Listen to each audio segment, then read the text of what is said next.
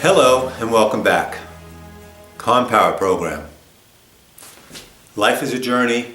It's a tough journey. It's a difficult journey, but you can do it.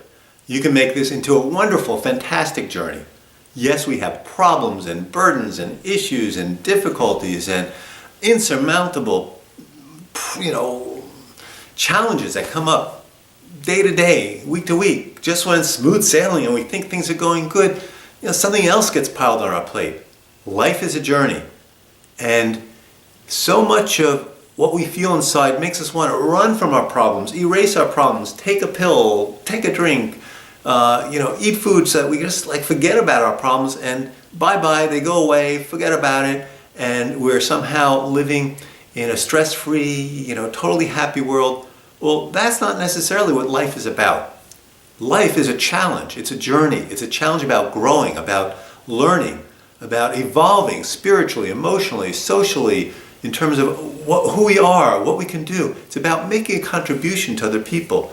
It's about living the life that we deserve and coming to feel great about ourselves and good about the things that we can do and accomplish and see and experience in this life. And that takes embracing our problems, embracing our issues, so that we can really make the most of things. Because this is a miracle. Being alive is just great. It's amazing. And even our deepest pain is still part of that beauty of life, that experience of life, that life journey that we're all on. And so we're coming to one of the most important and intense issues in terms of that life journey. In terms of the Calm Power program, we've been talking about body power, mind power, heart power, and we'll be talking about soul power. But in heart power, we know it refers to our relationships and our emotions. And we talked about people power, being able to get what we need from other people in different ways, communicate well, have positive communication, really be able to get relationships and friendships that really make us feel good. And then under heart power, we know that whole area, that whole arena involves dealing with our emotions in a positive way, in a productive way, using our emotions. But part of dealing with emotions and relationships mixed in together is dealing with our most treasured, our most precious, our most beautiful relationships. And those are our romantic relationships with our boyfriends and girlfriends and husbands and wives, the people that we love, our partners. It's a magnificent thing because so much in life is about finding our soulmate, finding the right person to go through this journey of life together. And sometimes we've got to change that person because we take a little bit of a journey with them and we part ways at a certain point in terms of our life journey, their life journey, or the relationship doesn't quite work out correctly. But that's a part of it.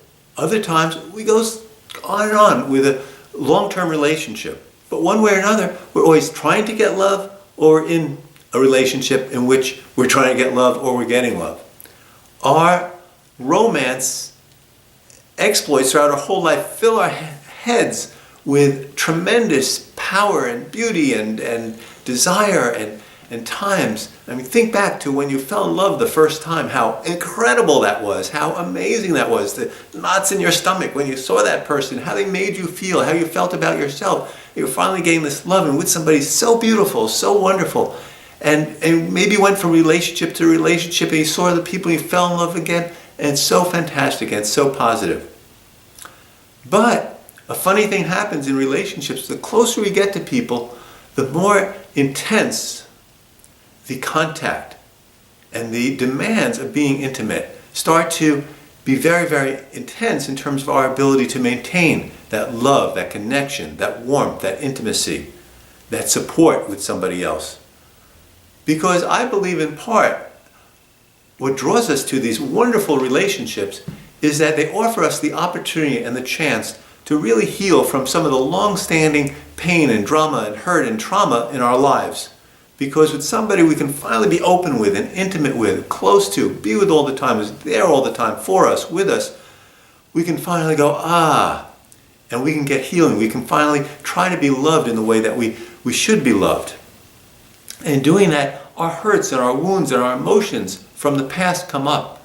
And that other person can be there to help to heal them, to help us to feel loved and lovable and good and share wonderful moments with and share life with and be on the same wavelength and talk about things and have sex with and enjoy ourselves, physically, emotionally, spiritually with. But in all these things coming up with being so intimate with other people, some very difficult emotions start to surface and issues start to surface and patterns start to occur.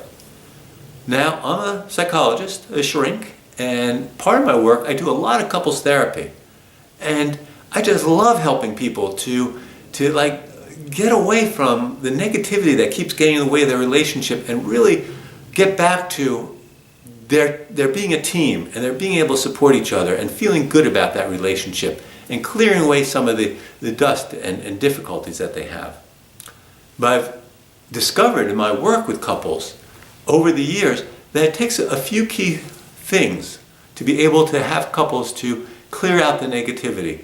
Because day after day, week after week, year after year, month after month, one could fall into patterns with one's loved ones that really end up souring that relationship, really end up building resentments and ill feelings, and people push each other's buttons and they explode or they guilt trip or they insult or they reject or they hurt. And it breaks our heart how difficult some of these things can be when it's just somebody that we really love and they really love us. But a lot of garbage can get in the way. So our next heart power skill, the third key heart power skill, is soulmate power. Soulmate power skills will give us the power to be able to transform our relationships into just how powerful and positive and wonderful they should be. And soulmate power involves realizing that we really need to be able to work on our relationship, put some work in. Because, as I said, some very negative things can happen where people begin to take out things on another person, take them for granted, try to deal with past wounds and hurts by their coming out with the other person.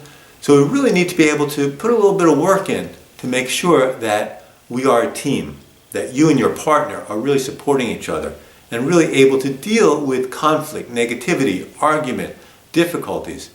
Now, there's a big difference once a relationship goes through its progression, and at some point later on, bonus skills, we go through stages, and we'll look at stages of relationship. And one of those stages is having children. And that's a wonderful thing. Children fill us with emotions that no drug, no food, no nothing can fill us with in terms of the beauty and the wonder and the incredible experience that it is to have children, raise children.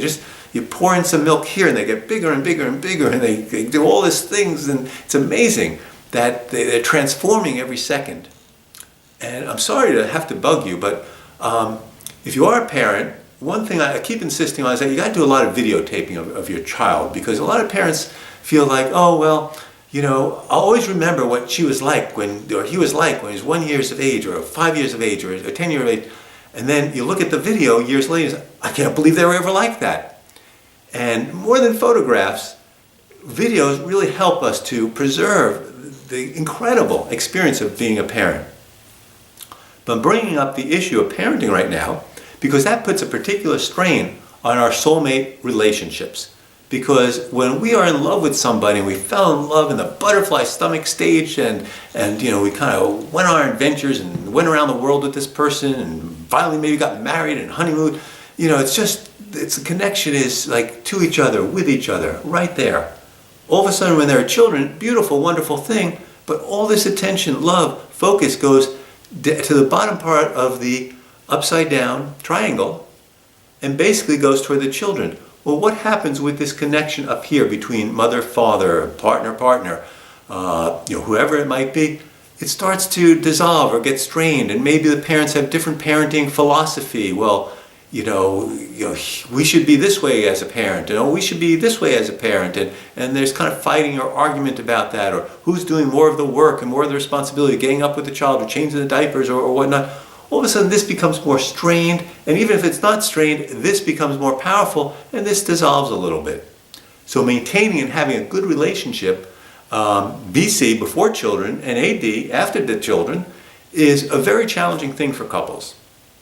And it's a wonderful thing having children, you share that and that invigorates the relationship, but it takes that extra work to make sure that the top part of the triangle, the pyramid, is still very strong, very connected, because it will be challenged by all the different things that having a child will bring up. So the first skill, power, that we're going to encounter in soulmate power skills is nonstop love and support. Nonstop love and support. We got to stop taking each other for granted. Everybody is like a rose, a flower, and unless they're watered, unless they're fed, unless they get nutrients, sunshine on a daily basis, they will wilt and they will fall apart.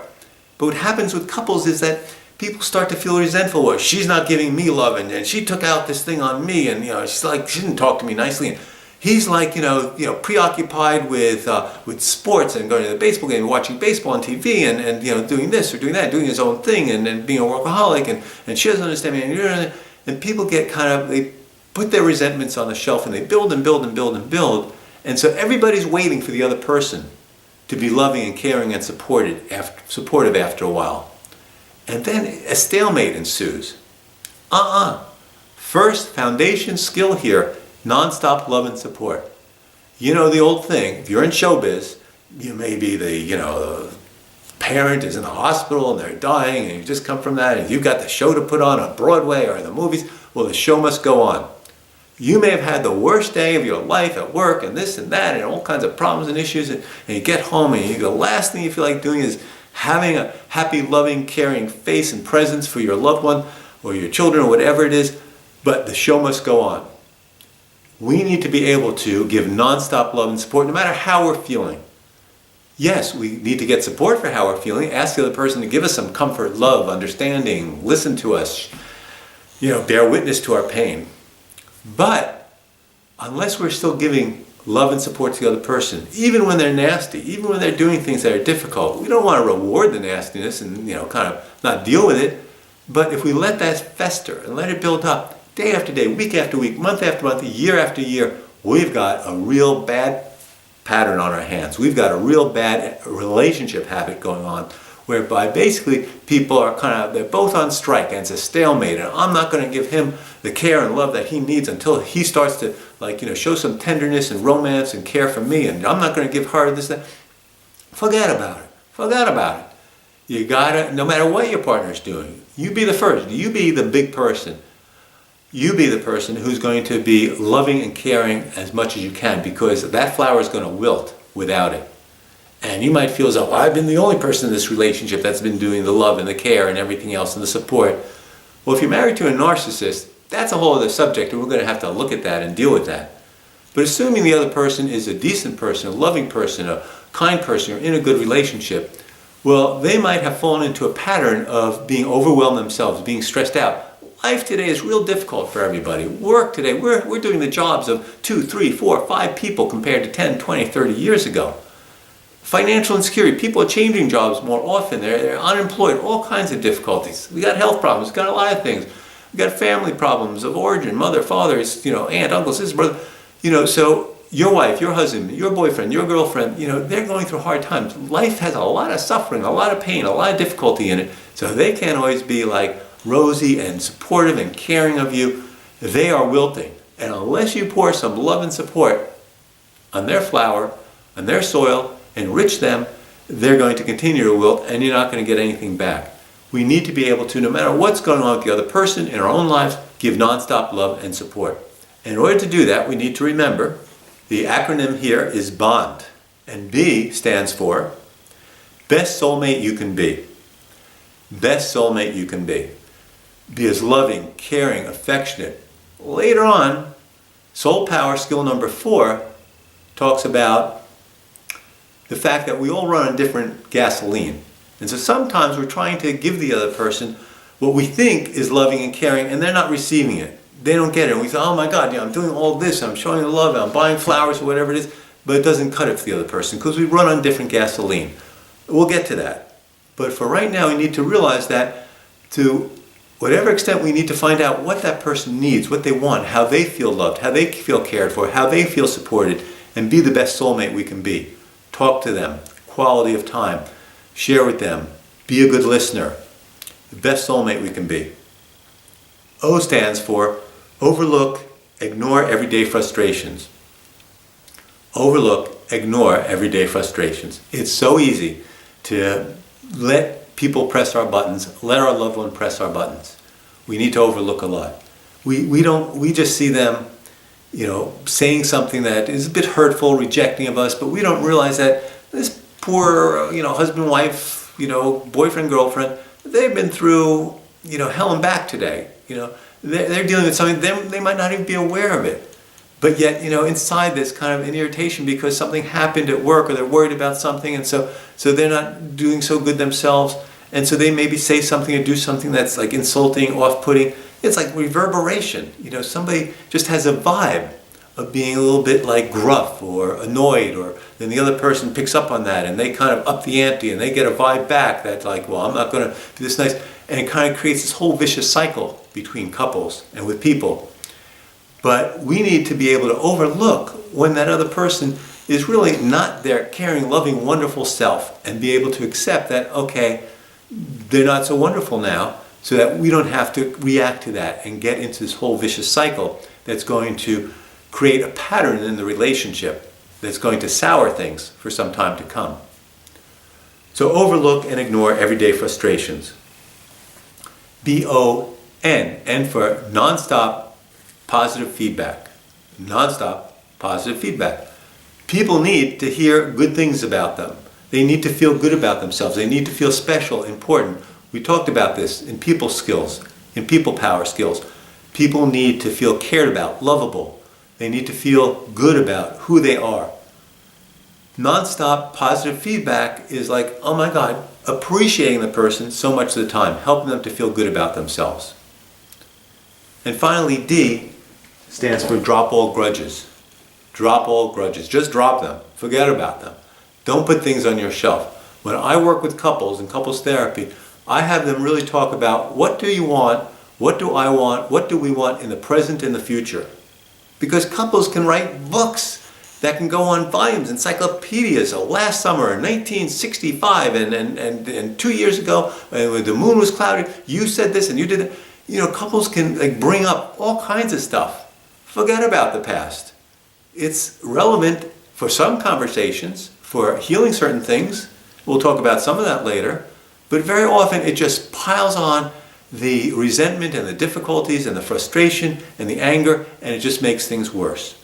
The most important thing is getting what you need in the present and the future. So if we drop the grudges and stop blaming the other person for making myself miserable or my life miserable, and drop all these things that we basically hold against the other person, we're able to talk about and give what that other person needs in the present and future, and ask for what we need in the present and future, so that the person can respond to us. You see, people respond from the positive, not the negative. So often with couples, they think, oh well, if I just criticize enough, nag enough, mention this about how dissatisfied I am by my wife, my husband, my boyfriend, my girlfriend doing this, that, or the other thing, that they'll get the message. Well, people don't respond to that. They just get more resentful. They just get their back up. They just feel on the defensive. They feel as though they've been criticized. They feel as though they're no good. They're not being appreciated. And it just ends up making things worse. When as a couple you start to say what you appreciate about them. Oh, you really made an effort to really, say that in such a nice way. I can really hear what you're saying because you said it in a nice way. I can't believe how good you were at being able to do that extra work today, so I didn't have to take care of it. Do the shopping or whatnot. Really nice. When we show our appreciation and also have positive feedback for who that other person is, we help them to feel good about themselves, good about the relationship, good about us, and able to give. If a person's love tank is fairly empty, they're going to be pretty irritable, agitated. So nonstop love and support. Do it. Try it. No matter what it is. Don't try it for a day or two or an hour or two or even a week or two. Try it for a month or two and see if it doesn't start to change the nature of your relationship for the better. The second soulmate power is self-assertion. Now, self-assertion is so important that we're repeating it again in soulmate power. We heard about self-assertion in people power. Because in people power, when we're dealing with a boss, a friend, other people, we need to be able to be clear and have power from asserting what we want and what we need. It's nowhere more important than it is in a love relationship, self-assertion. Because couples start to really pile on the stuff on each other with the guilt, with the blame, with the insults, with the you never do this, you're so that, all kinds of stuff that comes in. And once a person's button is pushed, the walls come down. They get locked, and you get locked out. Hey, I'm in here, hey. And they're shut off. So much of the time, couples go about asking for what they want by guilt tripping, by negativity, by criticism, by not being straightforward, or they react to the other person being a certain way. Self-assertion is life-changing. Self-assertion will heal and help your love relationship in 1,000-fold, 1,000,000-fold. And self-assertion, once again, if you haven't watched or you haven't reviewed People Power Skills, stands for S for specifics, U for understanding, R for repetition, and F for firmness or find a compromise. S for specifics. The more specific we are about the exact action, behavior, or words we want to see from the other person, the more likely we are to get it.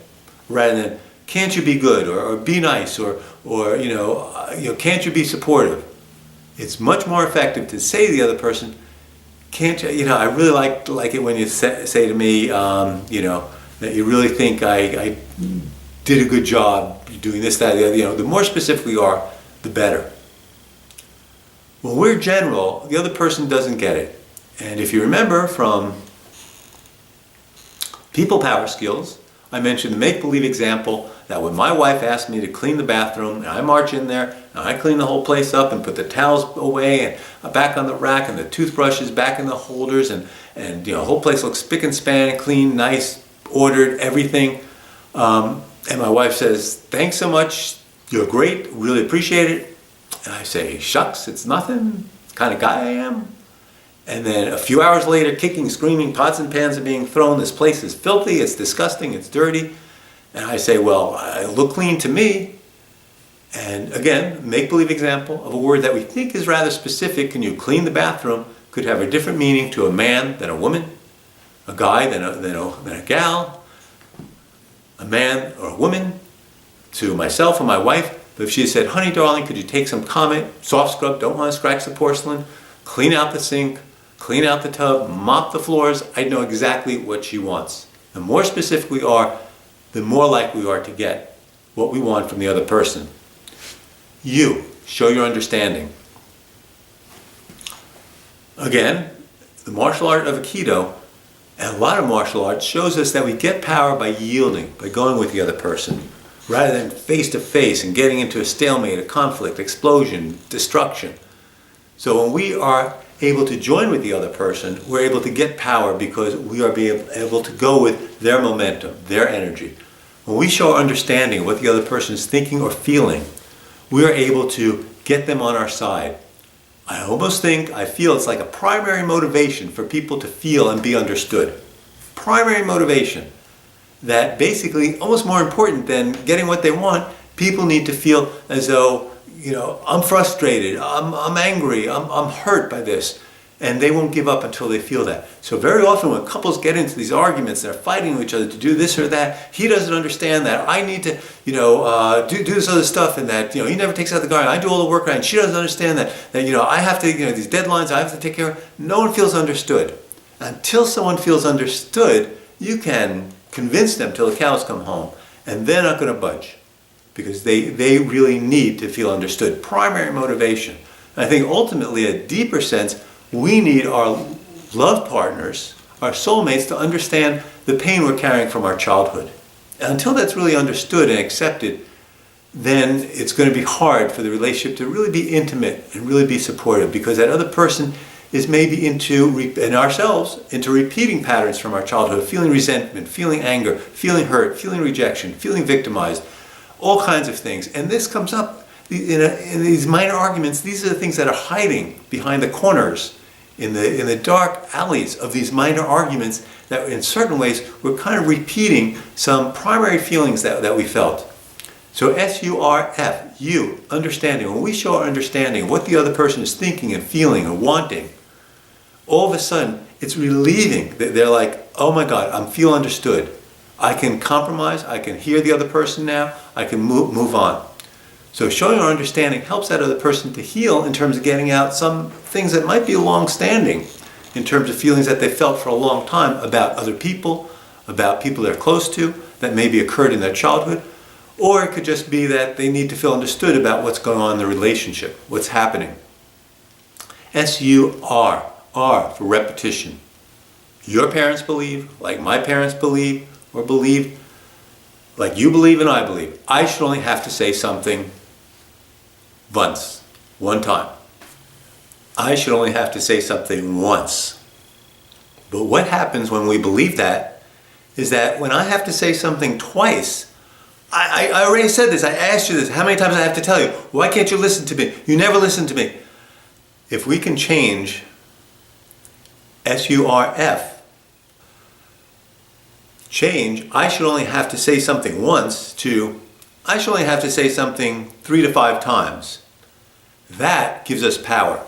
It's called, in psychology, broken record technique. When we use the broken record technique and ask nicely, calmly, for what we want from somebody, basically what it does, it protects us from saying the wrong thing, from getting insulting, from saying, well, last summer you didn't do this, and you didn't do that, and why can't I ever get any help around it? And you are this and that and the other thing. It protects us from getting aggressive, from insulting, from labeling. It also protects us from the other person saying, well, you didn't help out, you don't do this, and why not? And remember 2 years ago, and all of a sudden we're on the witness stand and we're defending ourselves. Because basically when we're trying to assert ourselves and have somebody else respect or care for or do something, we're asking for them, and they give us an argument, we think, well, if only I can come up with the exact logical, rational argument and convince this person that what I want makes sense. It's our birthright to be able to ask for something that we want. We don't have to defend ourselves. But if we're expecting that we're going to convince somebody in the middle of this kind of discussion that we deserve, or we should get, or this is the logical argument, they're just going to give us another argument, and we'll be on the witness stand, and we'll be arguing back and forth and back and forth and back and forth. Now, in a couple's relationship, there is so many times and so many discussions and conversations and communication where there needs to be a back and forth and talking out the issues and understanding each other and really being able to rationally take a look at what people are feeling, what people want, what people are thinking. But when we need to be assertive with the other person and really ask calmly to make it absolutely clear what we want, it's not the time to try to discuss something because everybody has their back up and they're trying to argue for their side. So what we need to do is to just repeat ourselves calmly, sincerely, restating the exact specific thing we want the other person to do or say. And that way, we show the other person that, hey, this is a bottom line issue. This is really important. This is very critical thing for me. I really wish you could do it. Now, they might not do that for us. They might not fulfill our wish, our requirement, our request, our assertion in the moment, but at least we would have asked for it nicely, and we're not going to create waves that are going to be very negative. But more than likely, when a person gets the understanding that, hey, this is a bottom line, critical, important issue, they are more likely to do what we're asking them to do. Lower your voice. If we're going to discuss this, please stop shouting. Could you please lower your voice? Lower your voice, please. Thank you. Really appreciate it. Thank you so much. S-U-R-F. F for firmness. We can't say, lower your voice, please. I really wish, you wouldn't yell and scream that way, Or, lower your voice. I've had it with you. I can't stand this anymore. We need to be firm. Could you please lower your voice? But calm. So F for firmness, or F for find a compromise. Okay, well, maybe we're all kind of like too hot right now to really talk about this. Why don't we talk about this another 10 minutes? Or why don't we, okay, you don't want to do the dishes right now. Will you do the dishes in 5 minutes? 10 minutes. Okay, we found a compromise. Win-win, that's fantastic. So once again, I said this before when we were discussing people power, surf method of assertion is life-changing. It really gives you power. It's the 3 bear story all over again. The papa bear, and the baby bear. Sometimes people are too aggressive and bullying and intimidating, and they win many battles, but they're not likely to win the war. In the long run, people are going to get passive aggressive, rejecting. They're not going to do what the person wants. Maybe they'll shock people into doing what they want in the moment. People who are under-assertive, who fear conflict, who run away from conflict, who are scared of making a big deal about something. Oh, I'll do it myself. The resentment piles and piles and piles and piles, and sooner or later they explode or they get tired of the relationship and things aren't working for them because they're too burdened. When we're assertive, we're just right. We're asking, respecting the other person, respecting that they also have their own needs, agenda, things that they want, but we're really restating very clearly exactly what we want, very calmly and very respectfully. Surface ershon works miracles, life-changing. It can help you. And that brings us to the third soul power skill. And the third soul power skill is doing great charting. Now, doing great charting is a fantastic approach to help couples to overcome the problems and the issues and the difficulties that get between them.